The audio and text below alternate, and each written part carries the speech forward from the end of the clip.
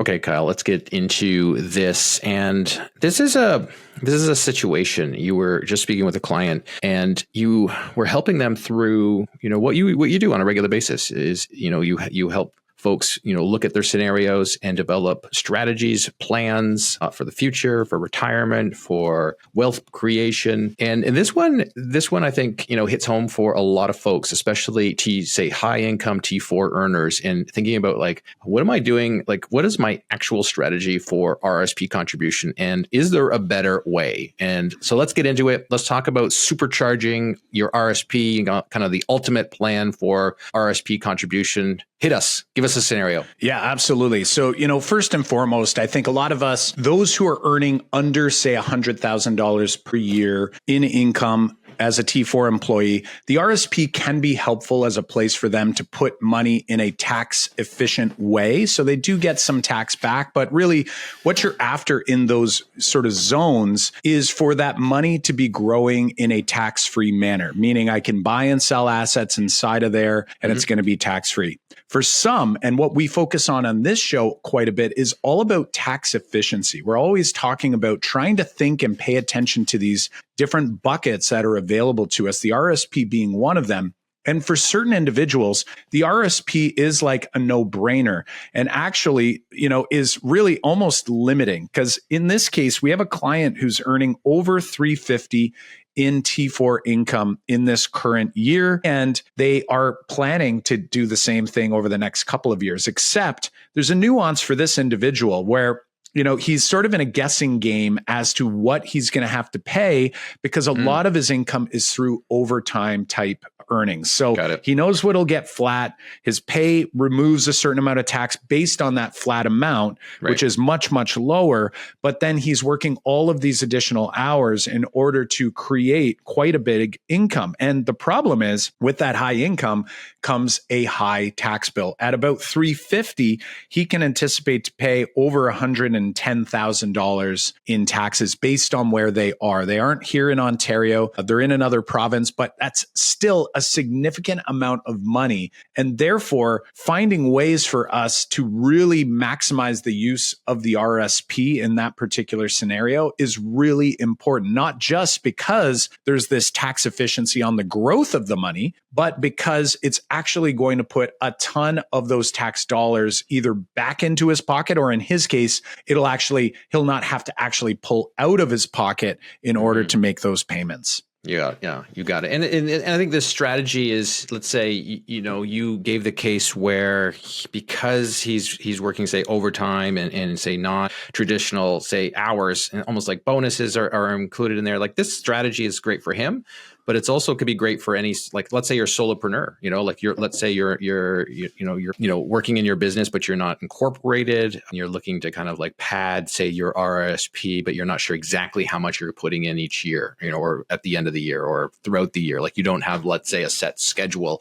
And if you did have a set schedule, all of a sudden you get to the end of the year and you're like, crap, like I can top this up. Like, how much, like, what should I be doing here to top this up? So let's get into the, I guess before we get into the actual, say, structure and the strategy that a person might want to, say, consider implementing. Traditionally, I think, is what's happening at the end of the year or throughout the year is people are, say, stuffing money in their RSPs and they're, say, putting them in different assets. So maybe they're on index funds, or they're buying equities. Like, they're all of a sudden, they're putting money over here, and then they're pushing that tax, burden into the future. And then, you get that tax rebate at the end of the year. So it's like all of a sudden you reduced your taxable income by contributing to your RSPs. Maybe you're maxing that out. Maybe you're not. Maybe you're just putting in what you can, afford at this particular time. And then all of a sudden you get that rebate. That rebate comes out, and it's like some people spend that money, or some people say, bring that back. Now, I think some people, if they get a little bit more nuanced, this is where same leverage might come into play, right? Like, you're going, okay, I want to maximize my RSP contribution. Therefore, maybe I borrow against my home equity line of credit to maximize my RSP contribution by the end of the year. And then when I get that say, tax refund I dump that back to the home equity line of credit, and I've created a little bit of arbitrage here to kind of make sure that I'm building, say, paying myself for the future with capital I have available now, and then paying that off. And it's kind of like your low. It's instead of, say, going to a bank, which you could also do, right? Like you can go get a loan and get, top up your RRSP.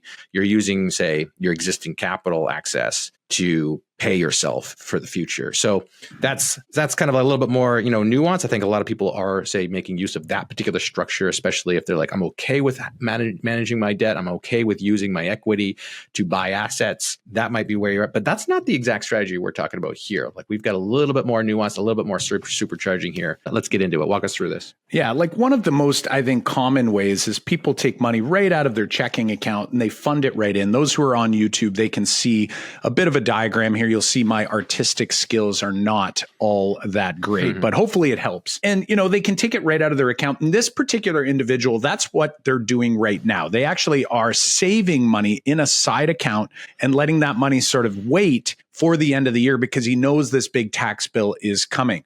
Now, what I've encouraged him to do at minimum is to take as much of that money as he can fit into his RSP and get it in there. Now, worth noting is that really all you can fund in an RSP is 18% of your previous year's income, up to a maximum of just north of $30,000. That's not a whole lot for this individual. But because this person wasn't taking advantage of their RRSP room in the past, this individual actually has about $140,000 of room right now. So that's actually a good thing for this tax year. And there might be some nuance. We're not going to go into the weeds here as to whether he should use it all this year or maybe a little bit next year. It depends on your province and the actual tax brackets. So if you can get all the way down one bracket, you might want to stop there and then save for the next year to get that. But in a lot of cases, it's so close that you probably want to get it all in there as soon as you possibly can. So that's his plan. Now, John, you had mentioned others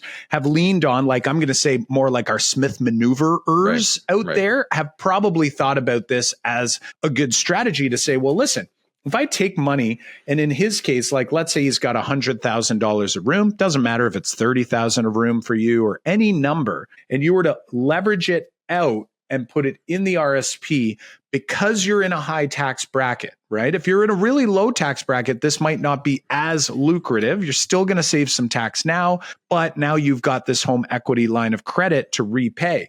When you're in a really high tax bracket like this individual is, he's expecting that every dollar he puts into this RSP is probably going to get around 50 cents back. So basically, if he was to take 100,000 against a line of credit, he could fund the full 100,000 into the RSP. So we're going to use that as the example here, just to keep numbers, nice and easy. He can do more, and I'd probably recommend for this individual that would make sense. And he's going to get a refund of about $50,000 coming back. So what does this mean for us? Well, let's think about this. I've borrowed 100,000 against my line of credit. And if you borrowed it right at the end of the year, by the way, you can fund your RRSP up to 60 days after the end of a tax year.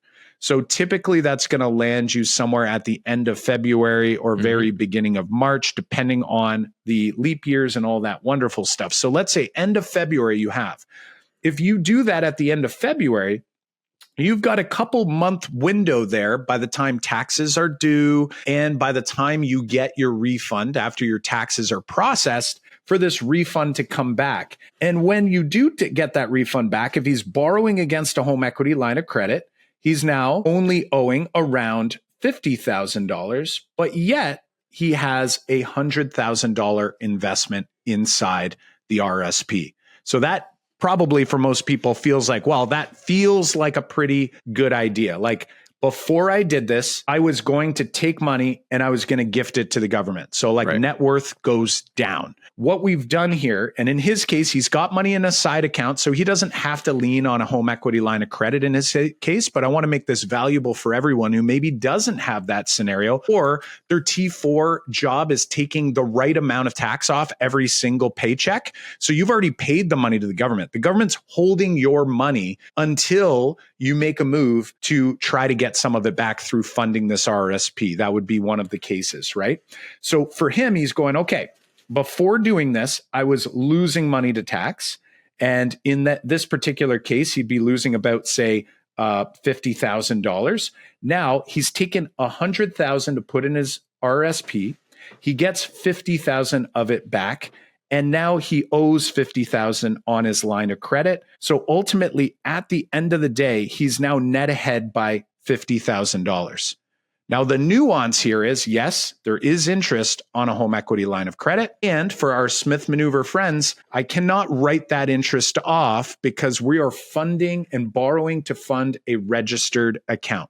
So there is no write-off arbitrage here. But what you are getting is tax money back. Makes a ton of sense. If I'm in a really low tax bracket or a relatively low tax bracket, this might not be as lucrative, but still worth exploring because you're still getting tax money back. You now have money that's now, we'll call it trapped in the RRSP, but you are net ahead versus, say, paying the government money. So that part, I think, makes a ton of sense for most people who are hanging out with us. Now, we want to take it a step further. And I don't know about you, there are some people listening that like the idea of borrowing against a home equity line of credit. But there are other people that we know, we've met with many people, over 1,000 different meetings over these past couple of years, where people are telling us like they're okay with the idea of leverage, but they're not as comfortable leveraging against their home. And I can relate to that. Like I had a really hard time with that. Like emotionally, that's a hard thing for people to do, is to know that you are taking equity from your home. Now, again, it's equity. It's invisible. You're not physically losing the value of your home, but you are taking that money in order to put it over here. And there is this risk, this concern, this emotion that you're going to feel. Even though you're seeing your net worth go up, you still are maybe a little bit anxious with the idea of having a loan out against your home. Yeah. And it's also, it's not like you said, it's not invisible either, because what you have also is a cash flow kind of adjustment to make. Like if, let's say you take $100,000 out and you get your $50,000 back, like you said, you owe $50,000. Now you got to be responsible for making sure that that interest is paid on the $50,000. So it's not. I can see why it's hard to go like I'm loaning against this personal, like my home, but then also it's like a reminder. Like even if you're okay with the interest because you're used to paying interest in say maybe some of your other investments, but on your personal home, the interest is like that constant reminder that you're like, oh yeah, that's on my home.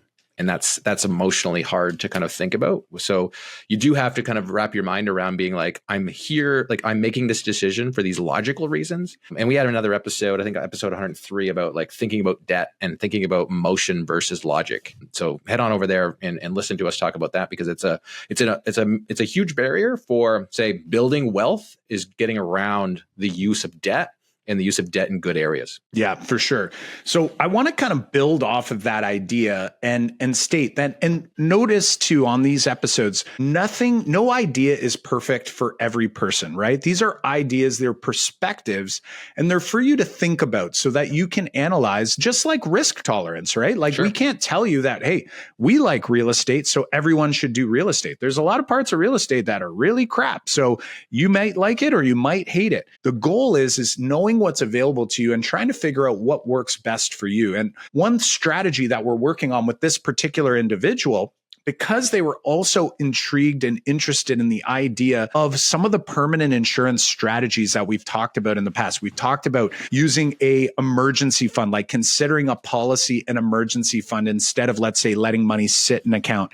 For this individual who has this money sitting in their account waiting to pay tax, we've now got them thinking about waiting to pay into the RSP. And we've actually added this nuance to it and said, you know what? Instead of this person letting that money sit in the account, or for those who are maybe not into the home equity line of credit idea, or those people are like, could I get a home equity line of credit, like the same idea, but actually have another asset sort of growing at the same time? That's where the permanent insurance strategy could fit for some people. It might not be perfect for everyone, but what I want to share is sort of a slight nuance here. Now, we're not going to get particular about the numbers here. And we're not going to tell you that these numbers are the right fit. Like I'm going to use a 1-to-1 as we fund the policy instead of straight into the RSP first, just for you to think on, but it's not saying it's the right number. It might be a smaller number. For some people, they want to be more aggressive and get their policy fully funded or aggressively funded earlier on.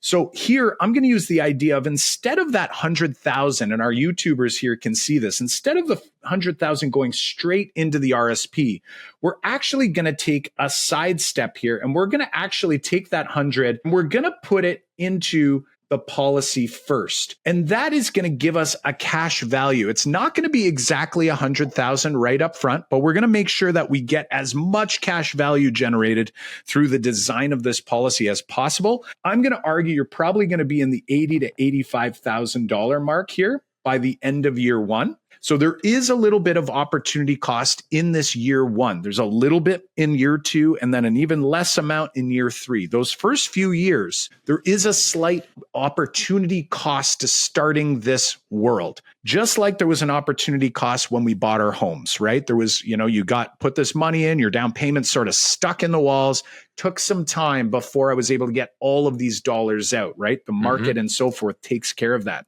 The part that I want people thinking about is that when you go to actually then leverage this and put it into the RSP, you now, first of all, you'll notice if you did a straight up 100,000 into the policy, you now don't have enough money in order to fully fund this RSP as 100,000. So you have two options. You say, well, that's part of the opportunity cost, and I'm going to wait till next year. I'm going to save more of that room. We're using 100,000, even though this individual has about $140,000 of room.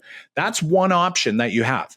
The other option is that you can take some additional funds and sort of do the top up, right? So there is that option here. I'm not going to draw all those nuances, but it really is dependent on the individual. The part I want you to recognize that you're getting by starting a process like this, rather than say directly funding or simply using the HELOC to fund this policy, is that you're actually going to get, and with this case, if we did a $100,000 max funded policy, your death benefit is going to be likely around a $1.5 million to start. And that number is going to obviously continue increasing, just like cash value will increase each and every year that you fund this thing. We usually give it around a 10-year window is sort of like what I call the safe spot, meaning getting you to a place where, yes, you will be able to offset based on where or how we're funding these policies. However, there are opportunities to offset earlier, meaning I don't need to fund it for the full 10 years, but I also have the opportunity to fund it for the rest of my life between the minimum premium amount and this maximum premium amount we've set up here. Now, why we like this idea is that we are using still a leverage strategy. And I'm trying to write very neatly here while I'm chatting. So we are going to leverage strategy just like we would with the HELOC, except this refund is going to come back instead of to us or to our HELOC here. We're going to probably, and I say probably because to each their own, we're actually going to redirect that against what we borrowed out of this bucket so that we're refilling that bucket for the next year, just like we were doing with our HELOC over here. And some nuances here that are really important for us to note that make these things similar, but also different. So similar is I can borrow against it. If I already have a HELOC, I've already been underwritten. With a policy, I can take a policy loan. There is no underwriting. So that is something unique to this structure. I can access up to 90% of the cash value of this policy. Whereas with a HELOC, I can only get up to 65% if there's no other traditional mortgage, or up to 80% with that traditional mortgage. So you actually have less access to capital in your home than you're going to have over here. But the part that's really important for us to consider is that when you take a policy loan, you have a ton of flexibility in that, first of all, we don't apply for the loan. We just state what the loan amount will be. So they will send that to your bank account. The second thing is that there are no repayment terms, which means you technically do not have to make any payments on this loan until you pass on, as long as the policy stays in force and you're on side. So they're going to calculate interest, and they're only going to capitalize that interest at the end of each year. So that is really important for us to note. Whereas compounding with a HELOC is happening monthly. Here, we're actually doing this on an annual basis, which actually gives you not only an interest rate arbitrage, but a ton of flexibility where when I send this money off to the RSP, and let's say the CRA, even though we've hired 1 billion CRA people, it seems, over these past couple of years, takes them a couple months to get to your tax return. You can choose to continue paying this down with extra cash flow, the leverage, or you can just sit and wait on your hands until the refund comes, and then you can put the whole thing on that leverage or on that loan. Whereas over here with this HELOC, you are going to have to pay interest only on that.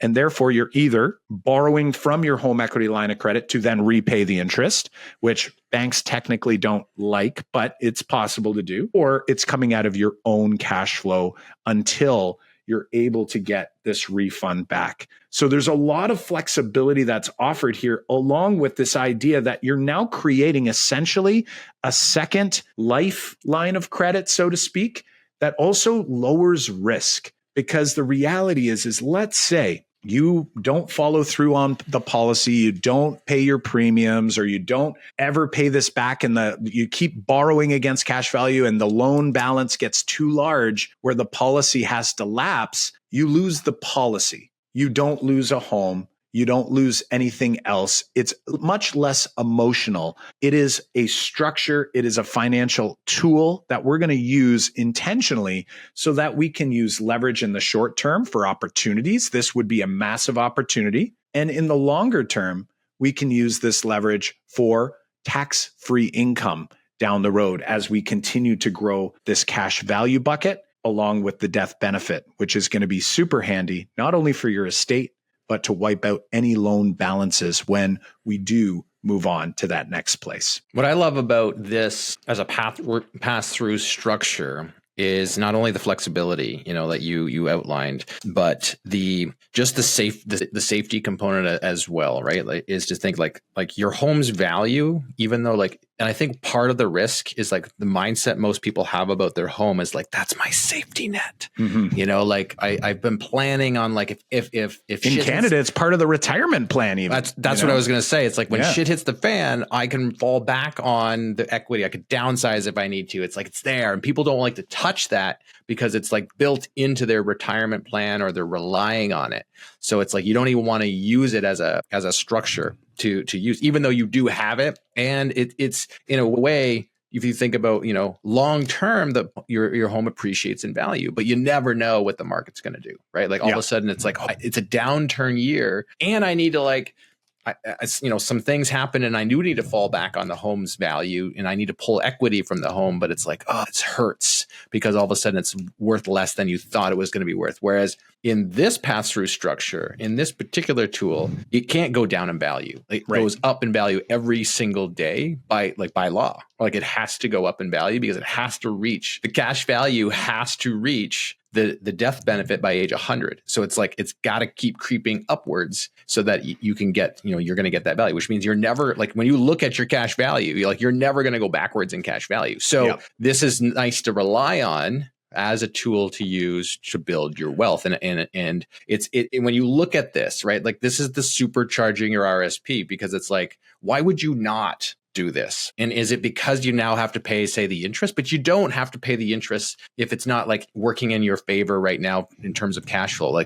Do you want to make sure you plan for that interest? Sure, because you don't want to, you don't want to not pay that interest back, or you don't want to just forget about it. Even though if you did, it's not the end of the world, because like you said, it's all designed so that it will pay off that loan by the death benefit when you kick the bucket. Yep. So it's that's why it's a super, this is why they just hand over your money when you ask for it, because they know they're going to get paid back at some point. So the structure is super safe. It's super useful because the other thing is, once you have this set up, it's you don't have to wait to the end of the year to start dumping money over here. Right? You can all of a sudden use it to fund the RSPs throughout the year. You can be okay, now I've got a little bit extra over here and I'm going to start funding this over here. And I'm going to pay back. Anytime you get a windfall, you just dump it back in there, and you're building this machine because eventually every dollar you put in, you get more dollars out. Yeah. And that's what I love about, say, the pass-through structure, because if you just paid your RSP, yeah, you're going to save on the tax. We already showed you that. But you also, like, you don't get the benefit of growing the same dollar twice without the pass-through structure. Well, you've highlighted a bunch of really important pieces here, and something I want people to think about. Like, we talked and we addressed this today as if you were starting from ground zero and you're just starting this policy. But imagine you were one of the people who joined us and reached out to us after our emergency fund, Supercharging Your Emergency Fund episode. And let's say that was set up a couple years already. So you've set up your emergency fund policy, and now the cash value is actually in what we call like positive territory, where now every dollar you put in, more than $1 comes out. And you've got a policy that doesn't have this year one, say, opportunity cost. And there's a bucket there. And there's more than enough money for your emergency, but you can start leveraging against this extra fund or extra funds that are there to start this process. It puts you so much further ahead because you've got a larger bucket that's compounding based on the balance of that bucket, right? The value of that bucket. And you're borrowing a chunk of that bucket, not the entire thing. And now you have a small loan out against a large growing asset that you're now putting into another asset, with the goal being that you're going to put more of the dollars that were destined for the government's pocket into your pocket. What you're doing is you're supercharging your entire worth through this process. Now, a lot of people will argue and they'll say something like, hey, well, in year one, there is an opportunity cost. You could do X, Y, and Z. Well, this is why we discuss things such as creating that emergency fund. That money that was going to sit there sort of doing nothing, inflating away anyway, is great money that you could be putting towards, or at least a portion thereof, towards building this policy, noting that no one ever has received a death benefit when they're later in life and said, wow, that death benefit, there was too much of it.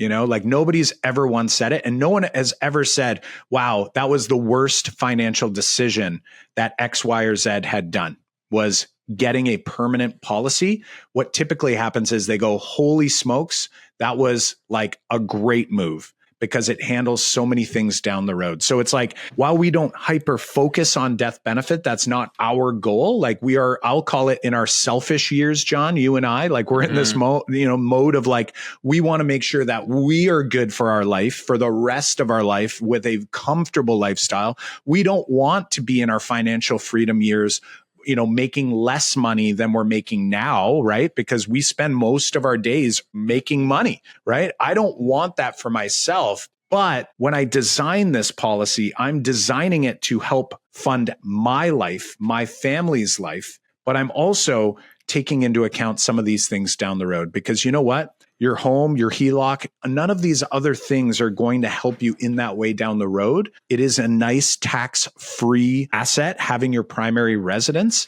but there is no death benefit to deal with what you've borrowed against when you start borrowing against your home and, let's say, start not paying it back in your later years. So while I am all for borrowing against the primary residence, it's typically for only opportunities, and very rarely do we suggest it for income. Whereas here, we get to do opportunities in the short term, and we get to use it for income in the longer term, because I know that that asset, when I move on, suddenly just leapfrogs to another value, which is not what's going to happen for our other buckets like our primary residence. Folks, we typically, look at each person's scenario and each person's unique constraints, situations, and we develop and design plans for them to make use of a structure like this or other structures and other plans. We custom build plans like this for you. If this structure is something that you're, say, want to know a little bit more information, you want to know, hey, how does this look in my particular case? We encourage you to head on over to CanadianWealthSecrets.com/discovery and book a call there to chat with us, and we'll have a look at it and see if this is the right fit for you. Because sometimes it isn't the right fit, and we'll be first to tell you that this isn't the right move for you. We'll help you with other moves, but this might not be the right move for you. So head on over to CanadianWealthSecrets.com/discovery.